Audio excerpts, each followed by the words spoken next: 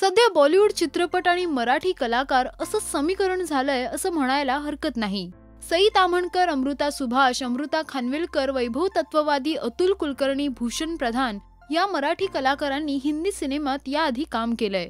नुकताच रणवीर सिंगची मुख्य भूमिका असलेला गली बॉय हा चित्रपट प्रदर्शित झाला, ज्यामध्ये अभिनेत्री अमृता सुभाष रणवीरच्या आईच्या भूमिकेत पाहायला मिळणार आहे। या चित्रपटाच्या प्रीमियरला अमृताने देखील हजेरी लावली आणि त्यावेळी तिने रणवीर सोबत एक सेल्फी काढून इन्स्टावर पोस्ट केलाय। या फोटोत अमृता आणि रणवीर सिंगसह अमृताचा नवरा अभिनेता संदेश कुलकर्णी आणि अमृताची आई ज्योती चांदेकर देखील दिसत आहे। रणवीर ह्यामध्ये नेहमीप्रमाणे मस्तीच्या मूडमध्ये दिसतोय। याआधी अमृतानं सोशल मीडियाद्वारे या चित्रपटाचं पोस्टर शेअर केलं होतं। चित्रपटाच्या संपूर्ण टीम सोबत काम करण्यास खूप मजा आली असं या पोस्टमध्ये अमृतानं म्हटलं होतं। ट्रेलर पाहून अनेक जणांनी अमृताच्या भूमिकेचं कौतुक केलं होतं।